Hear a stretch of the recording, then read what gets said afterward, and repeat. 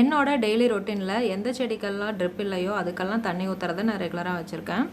இந்த கீரை செடி எங்கள் வீட்டில் இருக்குது. இதை கொண்டு வந்து வச்சதுக்கப்புறமா தான் இது பேர் பசலைக்கீரைனும் இது வந்து சமைக்கிறதுக்கு யூஸ் ஆகும்னே எனக்கு தெரியும்.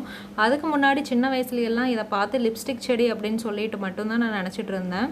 90s கிட்ஸ் எல்லாருக்கும் இந்த செடியோட பழம் கண்டிப்பாக தெரியும். உள்ளே பார்த்தோன்னா ரோஸ் கலரில் இருக்கும். அதுதான் நம்ம லிப்ஸ்டிக்குன்னு போட்டுட்டு அப்போல்லாம் ஃபன் பண்ணிகிட்ருப்போம். இதை அப்படியே வதக்கி சாப்பிட்லாம். இது ரொம்ப ஹெல்த்தின்னு சொல்லுவாங்க.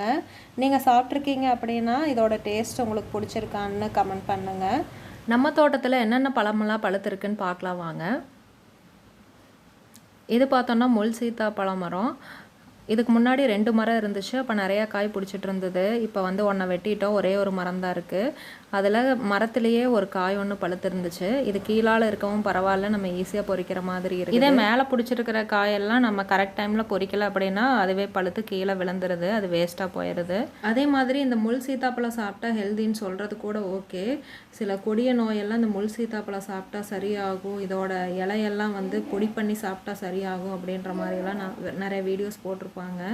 பட் இதுக்கு ஏதாவது ப்ரூவன் ஃபேக்ட் இருக்குன்னு நீங்கள் நினைக்கிறீங்களான்னு கண்டிப்பாக கமெண்ட் பண்ணுங்கள். என்ன கேட்டால் நான் கண்டிப்பாக இல்லைன்னு தான் சொல்லுவேன். அடுத்து நம்ம தோட்டத்தில் இருக்கிற நார்மல் சீத்தாப்பழ மரத்துலேயும் நிறைய காய் பிடிச்சிருக்குது. எப்போ பாரு இந்த காய் ஃபுல்லும் இந்த வெள்ளை கலர் பூச்சி வந்துடுது. நம்ம இதை வாஷ் பண்ணிட்டு தான் சாப்பிட்ற மாதிரி வந்துடுது. இது வாஷ் பண்ணால் கூட அவ்வளோ சீக்கிரத்தில் போகிறதே இல்லை. எனக்கு தெரிஞ்சு இந்த நார்மல் சீத்தாப்பழ மரத்துக்கு தான் நிறைய கிளி குருவி எல்லாம் வருது. முள் சீத்தாப்பழ மரத்தில் காய் பழுத்திருந்தாலுமே அவ்வளோவா ஒன்றும் வர்றதில்லை. அது கொஞ்சம் புளிப்பாக இருக்குது. ஆனால் இது வந்து ஃபுல்லாக இனிப்பாக இருக்கிறதுனாலயே என்னன்னு தெரியல. இந்த பழத்தை பாருங்கள். வெளியே பார்க்கும்போது ஒரு பழம் பழுத்திருக்கிற மாதிரி இருந்தது. பொறிச்சு பார்க்கவும் தான் தெரிஞ்சுது. அதில் உள்பக்கம் ஃபுல்லாக சாப்பிட்டு விட்டுருக்கு. இதே மாதிரியே தான் நிறையா பழம் இருக்குது.